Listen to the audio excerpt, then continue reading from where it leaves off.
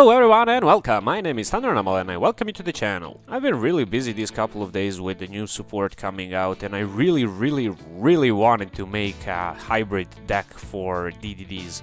But people are really craving a deck profile, so I figured I'll back down and give you a deck profile this time around. It's a deck profile of a pure variant and it's impressively strong and it's so much different than what we are used to. That alone should be a reason for you to give it a shot. Before we get into the deck profile, I'd just like to ask you to consider liking the video and subscribing to the channel. It will help me out a lot, and if you hit the notification bell, it will result in you getting some amazing DDD content right into your YouTube feed. Subscribing is free and it's a win-win for both of us. Without further ado, let's get into the deck profile. Okay guys, we are here with the deck profile, and first of all let me tell you, don't copy this deck card for card. I mean, you could, it works just fine. However, I have given you some options that you can choose from, so just listen to me talk for a while and then you can decide on what you want to run instead of the cards I'm gonna show you here. So, first of all, we have triple Abyss Sector Curtain Raiser. Now, this card you don't have to play at all. This card and one Ragnarok is your flexible spots. I'll give you some suggestions on what you could use instead of this, but as of its role in this particular build, you can use it as a level 4 Fiend to go into your Small Caesar because it just needs 2 level 4 Fiend type monsters. So you can use it alongside your Baphomet, your Griffin, your Copernicus, or even your Orthros, and then go into Caesar that you can link away to get your Dark Contracts. And you don't need to run triple Ragnarok, you could just do fine with 2, but it's not wrong to run 3, it's an amazing card. Moving on to the Baphomet, it's a card that I haven't shown you many combos with in my first combo video, however I have shown you how to play around Nibiru using Baphomet, and since that point onward I've really taken a liking to this card. It has some great utilities, if I do say so myself. First of all, it's a level 4, so you can go into a Small Caesar with it. Secondly, it and any tuner, meaning Ghost, Night Howl, Lamia, can go into a secret because you just change your tuner's level to a 4 and then you can just synchro summon for 8, which is just purely amazing. Bear in mind that it does lock you into DDs, so if you wanna go into Hulk plays, you can't go after you've used your Baphomet effect. It's still an amazing card that you most definitely should consider in your builds. Next up is DD Ghost. Now this card I'm running purely because I'm running Hulk. And if you don't want to run Hulk, you probably don't want to run Ghost, but it's an insanely good card. First of all, let me tell you that its Foolish effect is not once per turn, so if you bring it onto the field and then link it or synchro summon with it, you can use its Foolish effect multiple times. This can be 2, even 3 Foolish Burials in the same turn, and that's just insane. It's like milling 3 of your most important cards. And its Banish effect gives you an insane resource game for turn 3 or 4 or whatever, because you can banish, for instance, it and a Necro Slime from the graveyard to go into your small Genghis, then it can return a Necro Slime. Or what most likely will happen is you've sent it to the graveyard while you've already had a Necro Slime, so you would send another one from your deck to the graveyard, so now you have 2, and then you banish the Necro Slime and the Ghost, and you return the Swirl Slime that you had in the banish zone before. So on the follow-up, you have a Swirl Slime in the graveyard that you can use to banish and special summon a Ragnarok, and a Necro Slime that you can use to fusion summon into any of your fusions.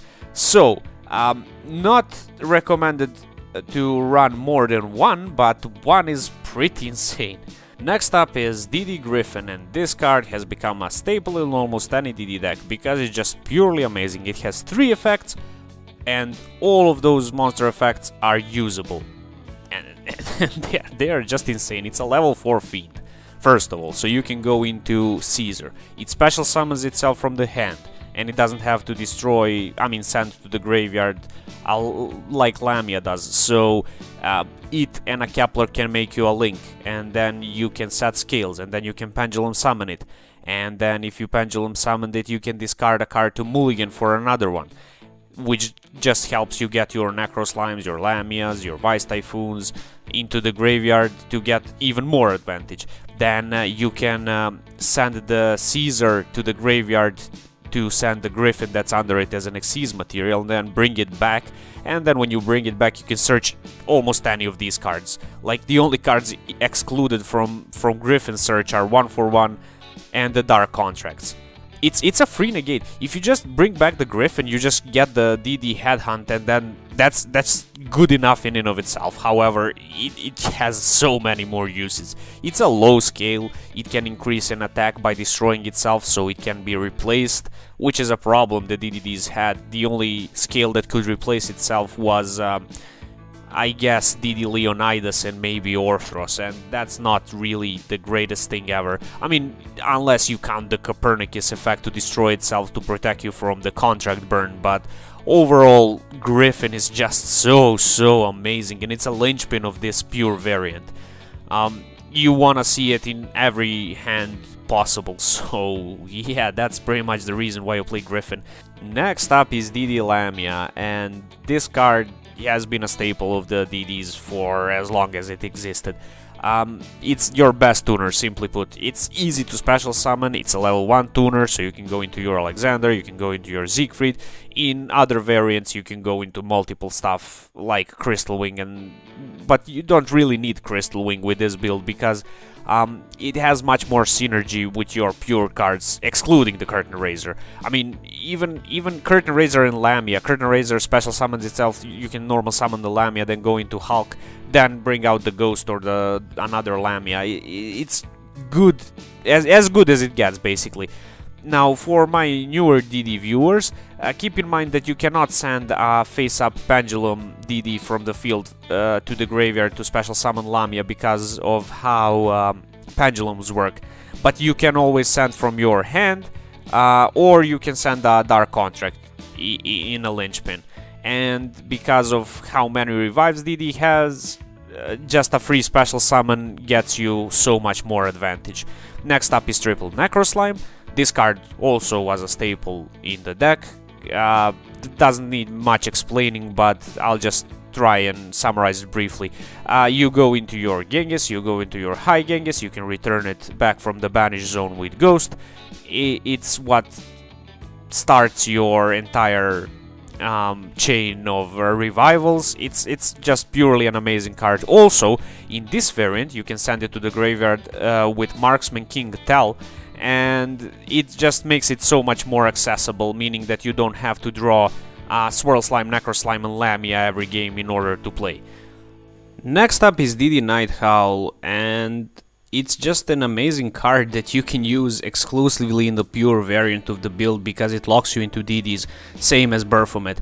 But its normal summon effect is just too good. You bring something back from the graveyard and its effects are not negated, so if you go, for instance, Swirl Slime and Kepler into small Genghis, then you have Kepler in the graveyard, you can normal summon the Nighthowl, bring back the Kepler, then the Kepler can add you any of your Dark Contracts. You can also bring back the Griffin then gets you a search. 3 plus 4 is 7, so you can go into Alexander, you can go into a Link with it. It's just too good. Also, keep in mind that Alexander is generic, so you could even do Curtain Raiser and Nighthowl into Alexander. But do keep in mind that it's a normal summon, and you have a few of these in your deck. Kepler being the most important one, and then the Copernicus being a secondary normal summon. But then again, if you have a Swirl Slime or a way to send something like a Kepler or Copernicus to the graveyard, the Nighthowl then counts as double normal summons because you just bring back whatever normal summon you wanted to summon in the first place. You could even go ahead and run third Nighthowl if you prefer so. The Curtain Raiser being the prime target for replacement in this variant. And you can go into a Hulk with it, but then you would have to not use its monster effect. And on the follow-up, Nighthowl is probably one of your best searches off of your Dark Contract Brigade, because you could bring back the Ragnarok, then Ragnarok, because it's not negated, can bring something else back, then it can tribute the Night Howl to banish your opponent's monster, then you can possibly even link with the Ragnarok, Pendulum Summon it back, because it's not card once per turn, you can then banish another monster, and it's just so good. Moving on to Orthros. Orthros is a one-off. You could consider running 2, but I am not sure about it. If you want to run 2, then just replace another Curtain Raiser with it. It is a level 4 tuner that can special summon itself. If you watch my combo guide, you've seen the combo where I special summon the Orthros when I take 1000 damage from the Ragnarok and then go into Siegfried with it and Griffin, I believe, or it was Copernicus. But still, the prime reason why you're running Orthros is because it's a 3 scale that you can set with your Link, or you can also search it with Gate or Griffin, and then you can use it to pop a problematic Floodgate, Mystic Mine coming to mind as a prime example. You also have another way to deal with Mystic Mine in Kali Yuga, but Orthros is just way more practical. Then moving on to Copernicus. Copernicus, it's a card that has been flip-flopping in DDDs from 3 to 2 to 0, and in the pure variant it's a definite 3-off, because it does have a foolish effect, which you can use to send your Griffin, your Necro, Ghost, Swirl, Lamia, Vice, and it's a level 4 Fiend that you can overlay with any of these to go into your Caesar, which then gets you a Contract, which is another free search, or you can go into Tell, which is another foolish, and you know, it's a 1 scale. Keep in mind that it does lock you into DDs, Griffin does not lock you into DDs, but for my American viewers, you have a better low scale in Go DDD, Divine King 0, Rage, or whatever. However, for those of us who are unlucky to have it, this is probably one of the best scales in the deck. Next up is the best searcher in the DDD archetype. It's a DD7 Kepler. You can use it to get a Contract from your deck to your hand. The other effect of Kepler, to take a DD card from your field and put it into your hand, is quite unremarkable, but if you don't have any Ragnarok in your deck left over, and that's if you decide to play 2 and then you just have 1 in your scales, you can use the Ragnarok effect from the scales to revive, and then you can normal summon the Kepler, taking back the Ragnarok from your field into your hand, then banishing Swirl Slime. You can special the Ragnarok and go from there. The other important part of Kepler as a card is that it's a 10 scale. It does lock you into Pendulum Summoning DDs, and it does lower its scale if it stays on the field, but you can use it in a pinch with, for instance, Ragnarok to Pendulum Summon another Ragnarok or Apocalypse or even Vice Typhoon, and then go from there. So this is your only good quote-unquote high scale, and it's good purely because you're playing it as a searcher. Next up is DD Swirl Slime. This is probably the best card in the deck, has always been, will always be most probably. Same as Necro Slime, but better, because it has 2 relevant effects. First one being Fusion Summon from hand, the second one being Banished to Special Summon from the hand. And the Special Summon is extremely relevant because it's one of the easiest ways to summon a Ragnarok while going second, and then Ragnarok gives you a revive and a banish. But also you can use it to summon a Lamia or any of these basically, and then proc your Genghis effect to revive something. Even proc a Ragnarok scale effect. So yeah, it's a definite 3-off. It probably will always be a 3-off. Moving on to Vice Typhoon. Now, I've seen people not like Vice Typhoon, and I can kind of understand it. It's a level 7, its normal summon effect really doesn't come into play. I mean, you could normal summon it and then tribute something to get the Apocalypse from your deck, but it just doesn't do that much, I'll admit. However, its graveyard effect is what's extremely relevant, and the thing about its graveyard effect is you can send it with Marksman King Tell, and that makes it an extremely valuable one-off. It's not a Garnet, because if you draw it, you can just send it to the graveyard with the effects that I've mentioned previously, for instance with Lamia, or you can summon it with a Swirl Slime.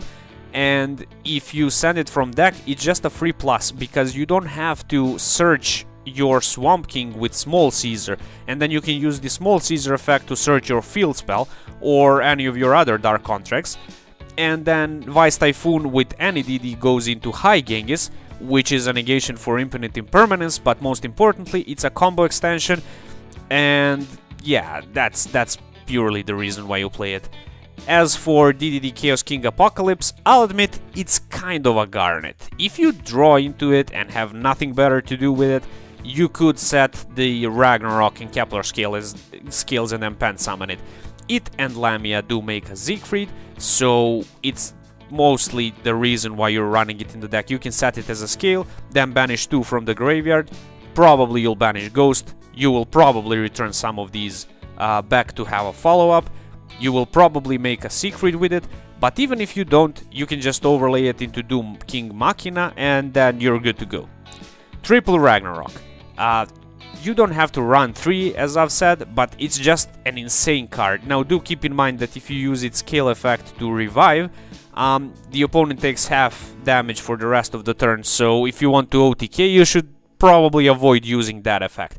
However, its main effect, to bring something back from the graveyard when it's special summoned, is extremely relevant. Actually, it's when it's normal or special summoned, so if you have Divine King Rage in your skills, you can just search it, normal summon it, bring something back, and go from there. Also keep in mind that its banish effect is not once per turn. Well, it is once per turn, it's just not hard once per turn, so you can summon it, tribute something to banish it, then probably link it away or put it in the extra deck somehow. Then you can Pendulum Summon it again, and then you can banish another one of your opponent's monster.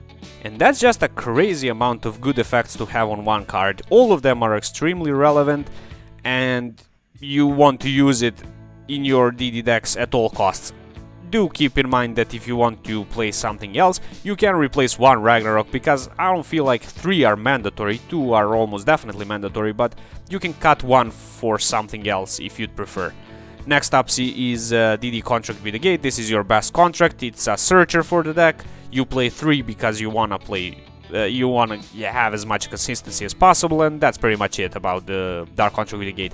Swamp King, you play 1 off because it does get you free extensions, and it's one of your best contracts, and it's so good to have a follow-up on the next turn. Next up is 1 for 1. This honestly isn't as mandatory as before, but it does get you anything you need, meaning your Lamia, your Necro, or your Kepler, so that's the reason why you want to play 1 for 1. Next up is Patented Dark Contract, and this one is weird. I have mixed feelings about it. It has to prove itself in practical testing before I can definitely say that it's a good card. It has an effect which is very similar to Dark Contract with the Eternal Darkness. However, it does have a higher ceiling, but it's not a trap card. And the reason why having a trap card is better is because if your end board is, let's say, Siegfried, Machina, and Caesar, if your opponent activates Dark Ruler no more, you just can't negate that card, or even Droplets. But if you have a trap card, you can chain a trap card, then use the Siegfried effect to negate the Dark Ruler or the Droplets, because it's a chain link 3, and then you can continue playing from there. So yeah, I don't know, you can decide if you want to play the Patented Dark Contract, but it's easy enough to search, so you don't need more than 1. Next up is DDD Headhunt, and it's just a target for Griffin to search. If you draw it, it's a free negate. If you search it, it's a free negate. If you have to search something else, then you can search it on the following turn, and it's just good enough. Before going into the side deck options, I just like to talk about the extra deck briefly. So, High King Genghis can negate Infinite Impermanence on your turn, and it also is an extension and a revive. You play double of the Small Genghis because you could possibly go into High Caesar with 2 of these. So that's the reason why you play those. The only question is whether or not you want to play more fusions in the deck, because you have so many ways to fusion summon. But in this particular build, I opted for the Hulk engine. Now the Hulk engine is basically going into Needle Fiber. Then on your opponent's turn you can go into Formula Synchron and then Synchro Summon with the Formula and your level 8 into Baroness de Fleur. this gives you an extra negate, also gives you a stronger end board, and a draw. And if you don't want to go that route, you can replace the Hulk, the Formula, and the Baroness with the Flame King Genghis and Kali Yuga. This can be a D-Arc, but also could be any other fusion. The only reason for that being you need more fusions to be able to play a better grind game. And unless Baroness de Fleur doesn't come into the TCG soon, you can just go into Satellite Warrior because it's almost as strong. You have, for instance, if you go Formula and Siegfried into Satellite Warrior, that's 2 pops. Unless you have an Alexander in a graveyard, which then gives you 3 pops with Satellite Warrior. Moving on to Siegfried, this is your end board piece, it's a Spell Trap Negate. Bear in mind that if you didn't use Spell Trap Negate to negate your opponent's cards this turn, you can use Siegfried effect to negate one of your contracts, because it only negates until the standby phase. So you won't take the damage from the contract in the standby phase, and then in the main phase you can use the effect of contract normally.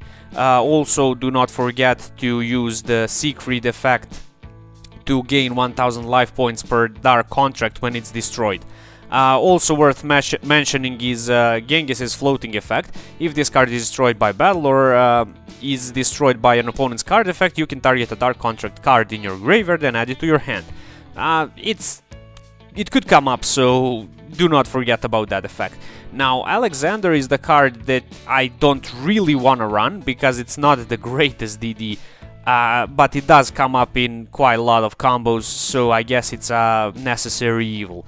2 of the Doom King Machina, you only need 1 for your going first board, but it's just so easy to summon, and special summoning in DDDs gives you revivals from the graveyard, so I guess on a crackback you can go into another one. Also, it's a pretty decent target to use for Gilgamesh's floating effect, so keep that in mind. Next up we have Small Caesar and Marksman King Tell. This is your basically extra deck Kepler and extra deck Foolish Burial, and do keep in mind that Marksman King Tell effect to send a DD or Dark Contract from deck to the graveyard is not once per turn, so you can use it as much as you want. I mean, as much as you can revive it. Next is High King Caesar. This is also your end board combo piece, so ideally you would end with Caesar, Siegfried, Fiber, Machina, and way to enter into the Baroness. This negates 2 of your opponent's summons. It doesn't negate inherent summons, but it does negate any card that intends to special summon. So, for instance, all of the Adamantipator's effect to special summon themselves from the hand, Shadow Fusions, and other cards similar to that are just so easy to play around with the High Caesar. Then we have 1 Hulk. I already explained the Hulk. It can transform your Night Howl, your Orthros, well, actually not Orthros, but Night Howl and Ghost into a Lamia or vice versa. The only reason you can transform Orthros is because when Orthros is special summoned, it locks you into Fiends.